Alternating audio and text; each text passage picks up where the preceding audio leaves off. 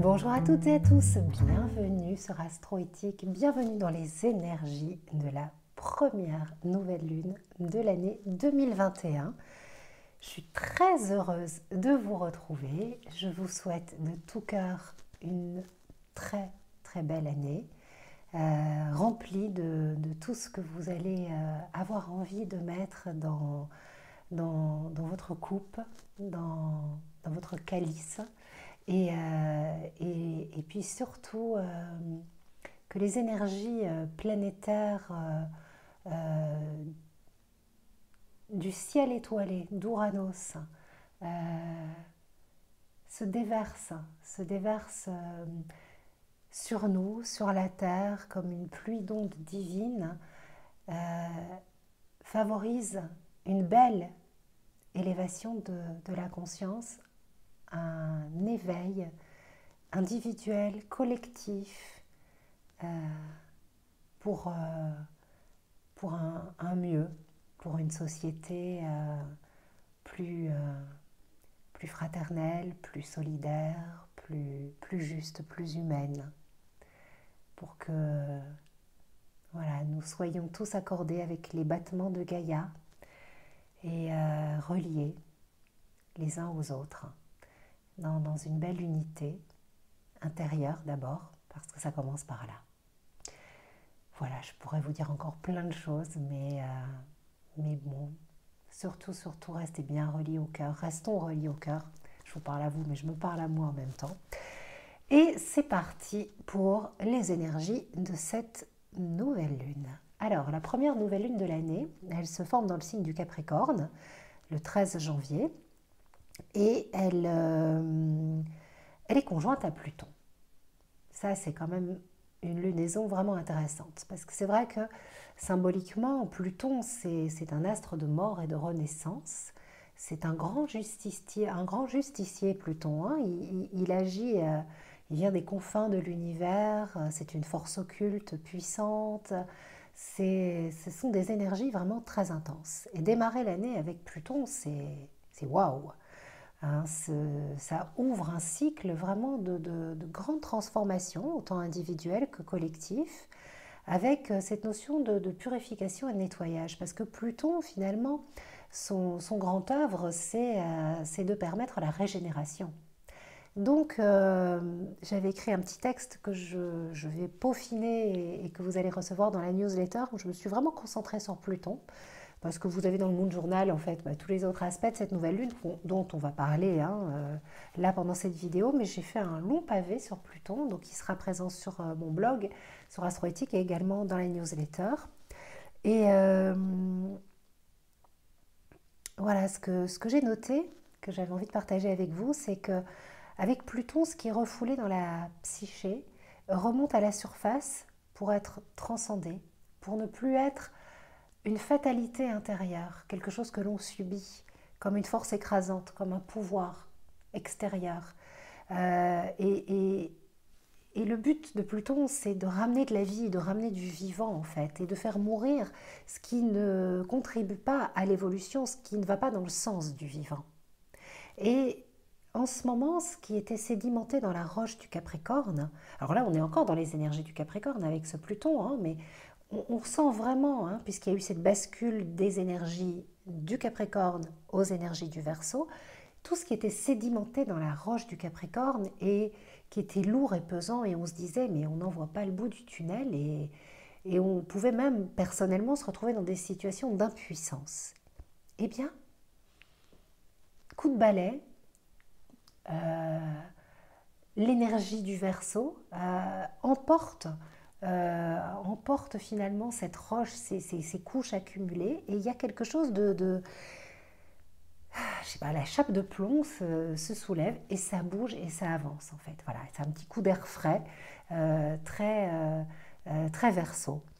Là où Pluton passe dans un thème, ça c'est vraiment ce que la tradition astrologique nous enseigne, là où Pluton passe dans un thème, après plus rien n'est jamais comme avant. Et c'est un petit peu la leçon de ce Pluton. Plus rien ne sera jamais comme avant, ce sera différent, ce sera mieux.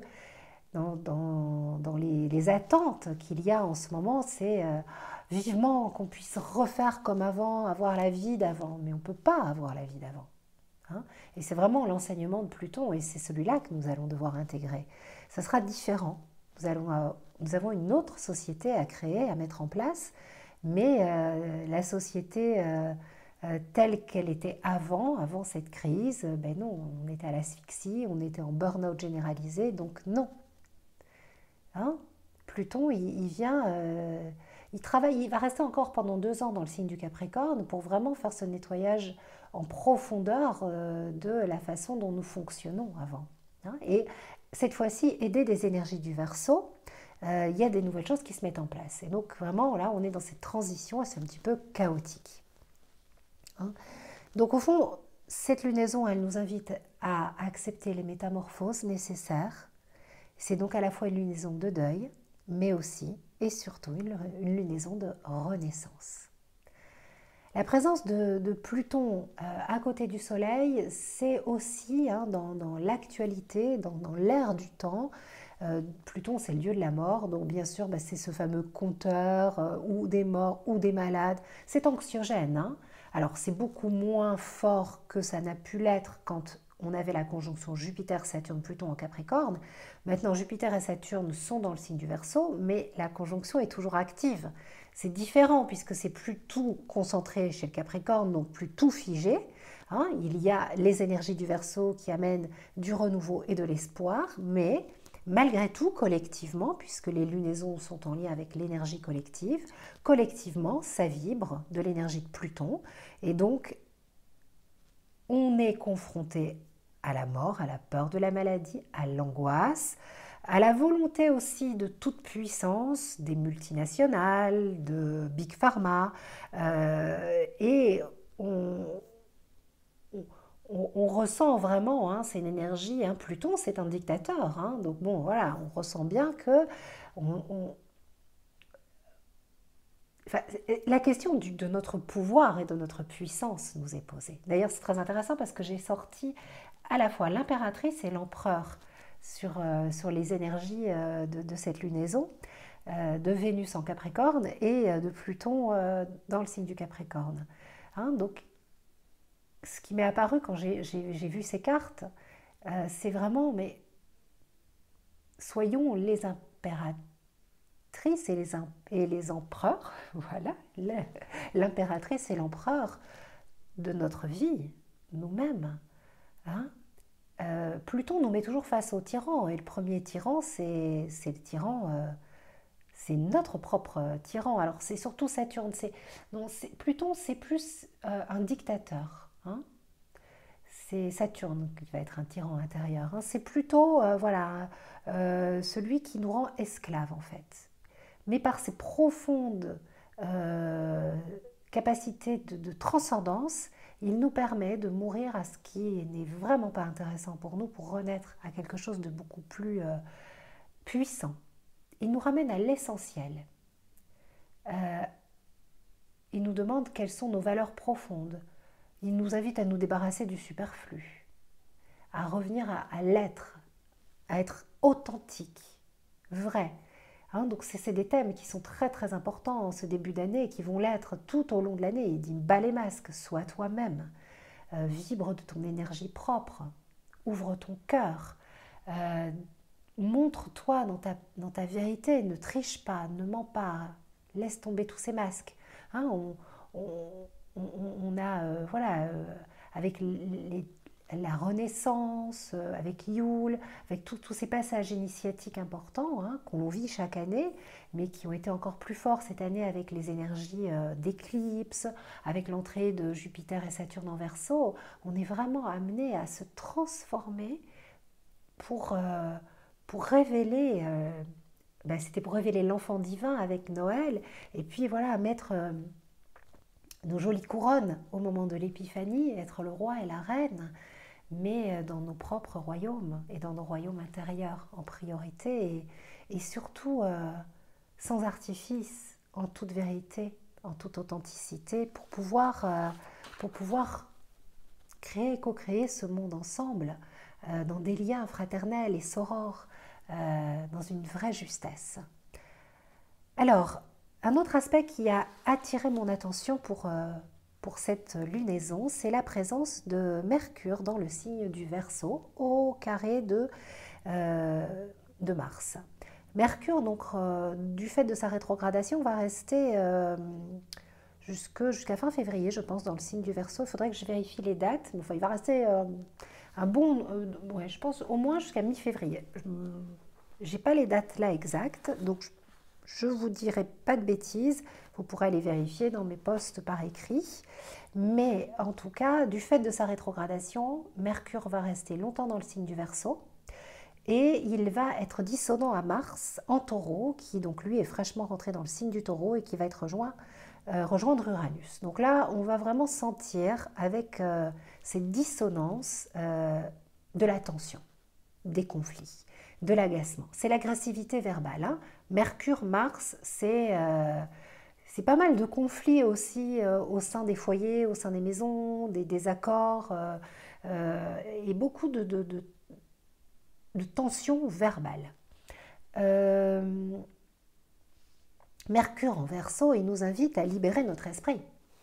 Il nous invite à exercer notre liberté de penser hein, et à penser par nous-mêmes surtout. Il nous invite à développer notre ouverture d'esprit, notre sens de l'abstraction également. Mais Mercure en Verseau, il va y avoir un amas planétaire dans le signe du Verseau. Donc l'énergie du Verseau, elle va être très importante en janvier et en février. Et on va vraiment sentir cette énergie du Verseau se mettre en place. On le sent déjà. Le Verseau, par exemple, c'est tout ce qui est découverte et notamment tout ce qui est médical. Hein, et Mercure, c'est la parole, c'est la communication. Et puis on a les médias à côté avec Jupiter. Donc on voit bien en ce moment toute cette énergie médiatique autour du vaccin, une propagande, voilà. Et ce besoin de faire revenir la confiance. Hein. Et donc on a d'un côté Jupiter, le chaud, Saturne, le froid, et ça fait des chauds-froids, chauds-froids, on vit une espèce d'alternance comme ça. Un jour on est euphorique, on y croit, on a confiance, on se dit allez c'est bientôt terminé, on va retrouver une vie normale, une vie comme avant, puis le lendemain on est complètement pessimiste, ou la demi-heure d'après parce qu'on n'y croit plus du tout. Et on alterne chaud-froid, chaud-froid, chaud-froid. Mais surtout, le fait que Mercure soit dans le signe du Verseau, hein, c'est voilà, une grande propagande, une grande médiatisation avec des personnalités qui se font faire le vaccin, enfin voilà, c'est tout médical. Alors je pense sincèrement qu'effectivement, ça devrait fonctionner parce que j'avais un petit peu mis de côté un aspect qui est quand même important, enfin mis de côté, occulté personnellement, alors que j'en ai bien parlé dans le Monde Journal et que vous allez le retrouver. Au mois de février, il y aura un sextile parfait entre Saturne et Chiron. Chiron, le guérisseur. Donc là, clairement, je pense qu'au mois de février, il devrait y avoir une espèce de confiance par rapport au vaccin. Je pense que voilà, c'est mon interprétation. Je peux me tromper, mais en tout cas, clairement, pour moi, il y a beaucoup de choses qui font penser que ça va bouger. Et puis, il y a un vent de liberté qui souffle sur les énergies du mois de février. Et donc, je crois que, voilà, sachant qu'ensuite Mars va quitter le Taureau et va rentrer dans le signe du Gémeaux début mars, on devrait à ce moment-là avoir à nouveau une plus grande liberté de mouvement. Maintenant, tout est relatif. Je ne sais pas à quel niveau, mais en tout cas, ça circule. Et il me semble que l'effet de confiance que je perçois au travers de ce sextile entre Saturne et Chiron, voilà, devrait contribuer à cela. Je précise que je ne suis pas pour le vaccin. Bon, vraiment, c'est pas du tout ça. Je fais une analyse astrologique et voilà la conclusion que je tire. Je ne suis pas en train de dire qu'il faut se faire vacciner. Je ne donnerai pas mon opinion, même si vous pouvez la soupçonner ou pas. D'ailleurs, c'est pas le but. C'est vraiment l'astrologie. Voilà, il y a une confiance. Ça peut aussi être interprété comme quelque chose de raisonnable aussi, parce que Saturne, c'est la pensée, c'est la réflexion, et donc c'est tout d'un coup des éminences, des personnes sages, responsables, pondérées, qui disent « Oh, on va arrêter de jouer aux apprentis sorciers ». Parce que Mercure en Verseau, il est persuadé qu'il a raison, il peut s'obstiner. Ça peut être très dictatorial pour le coup. L'énergie du Verseau, c'est quand même aussi la pensée unique. C'est pas que la pensée sorore et fraternelle. De toute façon, on est à pile ou face. On a plusieurs façons de vivre les énergies d'un signe, dans l'ombre ou dans la lumière. Du côté lumineux, c'est l'énergie sorore, fraternelle, c'est les découvertes. Mais du côté sombre, c'est le besoin de tout contrôler, c'est la rigidité d'un signe fixe, c'est les savants fous, c'est les apprentis sorciers, c'est je sais tout, j'ai raison et je vous impose ma vérité. Et puis voilà, et là, le Verseau a souvent, et je suis Verseau, donc je sais ce que je dis, je vous assure, je vous l'assure, mais il a souvent une fâcheuse tendance à croire qu'il a raison. Je suis la première à souvent être persuadée que j'ai raison. Alors bon, heureusement, je m'observe, je me prends en flag, et j'ai cette capacité, mais comme ça, naturellement, c'est bien sûr, enfin. Vous voyez, le Verseau, il fonctionne comme ça. Donc, dans les énergies, il y a ça en ce moment. Ce tout Verseau fait que, voilà quoi. Et puis, comme il y a Jupiter, les médias, il y a waouh, on est pris dans un espèce de truc où on se dit, bon, alors est-ce qu'on va aller vers cette société transhumaniste qui nous fait tellement peur? Je ne le pense pas. Mais c'est les enjeux de l'année 2021. Quand je vois les aspects de 2022, 2023, 2026, je ne pense pas que c'est la société que nous allons créer. Mais toute la question se pose, et c'est bien qu'elle se pose. Et toutes les tensions que l'on voit finalement en 2021, elles nous parlent de ça. Elles nous parlent finalement de ces grandes questions de société, ces grandes questions de fond que nous nous posons. Voilà, et l'esprit de révolte qui va apparaître et qui va naître et qui se présente au travers, entre autres, du carré entre Mercure et Mars, c'est aussi pour peut-être réveiller les consciences et nous inviter à rester reliés à Gaïa. Mais Uranus étant dans le signe du Taureau, donc relié aux pulsations de la Terre, Uranus nous éveille à notre dimension humaine. Et non pas transhumaine, justement. Donc il va y avoir d'un côté les énergies du Verseau très transhumanistes, et puis profondément humanistes de Uranus en Taureau, qui nous dit, wow, hey, en fait je suis sur Terre, je marche sur ce sol, et c'est très amérindien comme énergie en fait. Donc je ne le pense pas, mais c'est notre défi. Avec Mercure en Verseau, les échanges et la parole circulent, des accords, des alliances se font, des contrats sont signés. Alors ça peut être entre confréries, entre personnes, voilà, dans des belles énergies, tout comme dans dans des cercles plus de puissance, de pouvoir. Enfin voilà, c'est des accords. Voilà. Donc à utiliser pour vous dans le meilleur sens qui soit, c'est le bon moment de vous associer avec quelqu'un qui partage, comme un frère d'âme, une sœur d'âme, avec qui vous sentez, ou un groupement. L'énergie circule aussi dans les réseaux sociaux, il y a des groupements qui se font, des associations, et ça favorise une évolution, puisque l'énergie du Verseau, c'est quand même que Mercure déploie ses ailes vers le ciel étoilé. Et puis c'est penser avec notre tête, mais pas avec le mental, avec le supramental, avec une énergie avec l'énergie d'Ouranos, aller chercher quelque chose de plus fort. Alors, Mars en Taureau, lui, par contre, il tient à son confort. Il veut rien lâcher. Le Verseau et le Taureau, c'est deux signes fixes. Donc, il y a un petit peu ce phénomène de scission, de deux clans. Et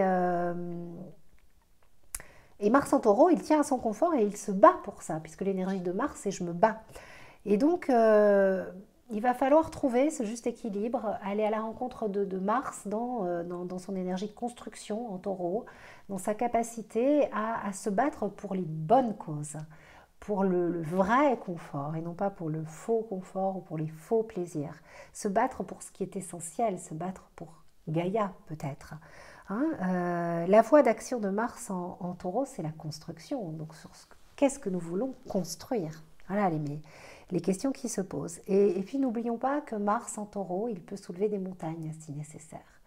Et au fond, Pluton conjoint à la lunaison, il nous rappelle notre capacité de résilience. Il nous rappelle que nous sommes bien plus forts, bien plus fortes que nous le croyons, que nous avons des ressources incroyables, Et si nous laissons,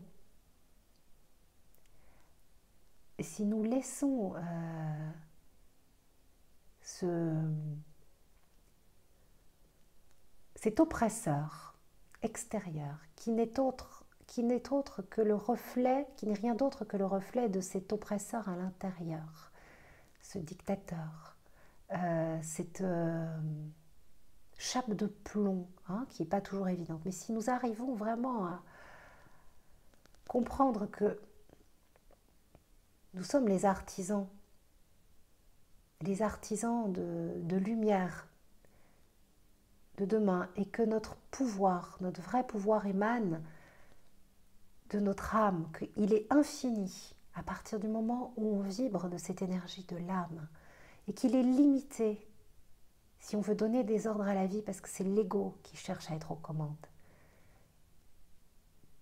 Ah, là on a la puissance, le pouvoir, le bon pouvoir, la force d'avancer, la force de soulever les montagnes. Et on n'a pas tellement de montagnes, elles sont légères comme tout en fait. Voilà le job en ce moment. Voilà, ça demande toujours de revenir à soi, à cet ancrage, à ce centre, et de trouver cet équilibre, et de vraiment rester relié à la puissance de notre âme, et de ne pas laisser notre ego vouloir prendre les commandes et le contrôle. Parce que là, on a un petit roi, un petit chef, une petite impératrice, un petit empereur. Alors que l'âme, avec le cœur. Hein. Donc, c'est aussi pas rester bloqué au niveau des idées fixes, au niveau du mental. Hein. La fixité du Verseau peut faire que, avec Mercure qui s'agite là-dedans, et puis ce Mercure va rétrograder, on va être en bug, quoi. Voilà, idée fixe, obsessionnelle, je lâche pas l'affaire, en boucle. Voilà ce que je voulais vous dire et partager avec vous pour cette nouvelle lune. On se retrouve à 15 h sur mon compte Instagram pour un live en direct avec Églantine Brémond. On va faire un voyage sensoriel de nouvelle lune. C'est celui qu'il y a dans le Moon Journal, et on le fera en direct, et je le mettrai en replay sur mon IGTV. Et puis, je voulais vous parler de l'offre que nous avons choisi de mettre en avant avec ma petite sister d'amour pour ce mois de janvier. Peut-être que vous le connaissez, cet astro-coaching, c'est les gardiennes du ciel. Alors, les gardiennes du ciel, c'est vraiment un astro-coaching que j'aime beaucoup, que j'ai mis au point l'année dernière avant le confinement, où vous allez en fait aller à la rencontre de votre énergie ascendante annuelle. Qu'est-ce que l'énergie ascendante annuelle ? En fait, l'idée, c'est de travailler avec le système des profections. Alors, c'est un nom un peu barbare. Il y a les fridaires, les profections. C'est une technique d'astrologie assez ancienne, et moi, je l'utilise et je trouve qu'elle fonctionne super bien. Et puis, bon, voilà, avec ma créativité de Verseau, j'ai mis en place une petite roue des gardiennes, parce que j'avais vraiment envie qu'on puisse aller à la rencontre de cette énergie ascendante et des forces archétypales qui nous soutiennent. Donc, à chaque anniversaire, on change d'énergie ascendante, on change d'ascendant. Voilà. Ce n'est pas l'ascendant de la révolution solaire. En fait, tous les 12 ans, on retrouve notre ascendant. Moi, je suis née avec un ascendant Lion, et tous les 12 ans, j'ai retrouvé mon ascendant Lion. Et en attendant, on fait le tour des 12 signes du zodiaque, et on explore les forces, c'est les forces ascendantes, hein, puisque vivre son ascendant, c'est vivre ce que l'on est. Et donc, l'ascendant annuel, c'est les forces ascendantes qui nous sont mises à notre disposition pour que l'on puisse vivre ce que l'on est, et retrouver tous les 12 ans notre propre ascendant, et nous réaligner encore plus à ce que l'on est, riche de ce voyage, avec les 12 autres forces ascendantes que l'on va vivre. Donc, où en êtes-vous ? Je me suis dit, en début d'année, avec cette année 2021 de dingue là, qui nous attend, avec plein de rebondissements, eh bien, on va aller voir où on en est au niveau de notre force ascendante. Alors bon, je vous en parle aussi parce que c'est vrai que moi je sais que, voilà, en ce moment je suis dans une force ascendante encore jusqu'au 23 janvier, une force ascendante ascendant cancer, hein, d'énergie du cancer, avec donc les gardiennes du cancer, les gardiennes du ciel, les forces archétypales du cancer qui m'ont soutenue tout au long de l'année. Je l'ai vraiment ressenti, j'ai investi mon rôle de maman de façon puissante. Je suis restée beaucoup à la maison par le confinement. Ma créativité a été extrêmement nourrie. J'ai pu vous proposer voilà, tous ces accompagnements où j'avais vraiment l'impression de, par ma voix, vous bercer. Hein, et je suis allée à la rencontre voilà, de la puissance archétypale, de la maman, en fait, hein, au travers des énergies du cancer. Et là, je vais retrouver mon ascendant Lion. Donc l'idée de retrouver finalement voilà, cette vibration de Sekhmet. Et là où j'ai été mais, émerveillée, c'est que l'année dernière, j'avais fait une consultation tarologique complète avec mon référentiel. Et vous savez, chaque année, on a une vibration qui ressort. Et l'année dernière, la vibration, elle était très lunaire, donc complètement en lien avec l'ascendant cancer de mon année anniversaire. Là, le 23 janvier, au jour de mon anniversaire, je vais vibrer, voilà, ça va switcher. Là, l'énergie ascendante qui sera mise à ma disposition, ce sera celle de mon ascendant Lion, et donc la force et Sekhmet. Et c'est précisément la carte qui me soutient cette année, sur laquelle je peux m'appuyer. Donc cet astro-coaching, il se présente comment? Je vous explique comment calculer votre ascendant annuel, c'est tout simple. Et si c'est trop compliqué, vous pouvez envoyer un message à Sylviane, mais l'embêtez pas trop, je vous assure, prenez le temps, parce que c'est amusant des fois. Sylviane, elle me dit, mais les gens, ils regardent, enfin les gens c'est nous. Hein, mais voilà, des fois, je ne sais pas qui, vous peut-être, vous recevez le truc, vous ne prenez même pas le temps de regarder le tuto, j'ai tout mis, tout est clair. Et donc, vous allez pouvoir faire votre petite roue des gardiennes. Voilà, c'est très amusant. Vous pouvez faire la vôtre et vous pouvez faire celle de vos proches. Vous pouvez faire celle de votre milieu du ciel pour savoir où vous en êtes au niveau de l'énergie voilà, ascendante par rapport à vos projets de vie. Enfin, on peut faire plein de choses. Tout ça, je vous l'explique hein, donc dans le tuto. Et ensuite, vous avez un support écrit. Donc bien sûr, vous avez hein, en PDF la petite roue que vous pourrez imprimer pour pouvoir remplir pour vous et vos proches. C'est génial à faire avec les enfants, avec les ados particulièrement. Vraiment, je vous assure, essayez. J'ai eu de nombreux retours en ce sens, ou en couple, en famille, entre amis. C'est très très sympa parce que c'est accessible. Et en même temps, après, c'est super puissant. Donc vous avez le support écrit. Et puis vous avez pour vous 12 guidances audio où vraiment là où je vous embarque hein, en musique et avec ma voix à la rencontre de ces gardiennes. Et ça c'est à écouter, à réécouter pour vraiment voilà, sentir l'énergie de ces gardiennes vous soutenir et organiquement et cellulairement laisser descendre hein, dans votre corps. Hein, c'est un voyage méditatif, une guidance voilà, pour aller ressentir éventuellement Sekhmet, enfin les planètes, hein, j'explique l'énergie du signe, les planètes maîtresses et l'énergie archétypale. Hein, c'est des audios d'environ 14, 16, des fois 18 minutes, ça dépend pour chaque signe. Voilà, avec une musique que j'ai choisie exprès, qui pour moi était adaptée et pour que, voilà, par exemple, si vous avez un ascendant Verseau cette année, au moment de votre anniversaire, hein, donc par exemple si vous êtes né le 4 mars, voilà, jusqu'au 4 mars c'était l'ascendant et ensuite ce sera un autre. Ok, qu'est-ce que j'en fais de tout ça? C'est quoi la force qui me soutient? La force astrale qui me soutient. Et les forces archétypales, elles sont détentrices finalement des énergies du signe. Elles se déversent. Hein, c'est des énergies qui se déversent sur nous comme une pluie divine. Hein, c'est le ciel étoilé, c'est l'énergie d'Uranus. Hein, et donc une énergie de création. Enfin, c'est dans cet esprit-là que s'est fait ma transmission et cet astro-coaching. Et donc, il est actuellement à 25 € au lieu de 30 € tout le mois de janvier. Donc, si vous voulez en profiter, vous faire ce cadeau, n'hésitez pas. Je vous fais des gros bisous. On se retrouve également sur Instagram pour un live avec Hélène. Je remettrai aussi avec Hélène, on va faire un live pour la nouvelle lune avec le tarot. On n'a pas calé la date, mais on avait dit qu'on ferait ça. Et puis, je vais vous proposer de jolis rendez-vous. Voilà, je voudrais développer des petits lives, faire 2-3 lives par mois avec des belles personnes et ce sera des rendez-vous récurrents. Voilà. Et puis, écoutez, plein d'autres projets, plein d'idées qui se bousculent dans ma tête, mais qui va piano va sano, surtout que Saturne est conjoint à mon soleil, là, début janvier. Donc, patience et longueur de temps. Je vous embrasse bien fort. Merci pour votre écoute. On se retrouve d'ici 15 jours pour la pleine lune. Bisous.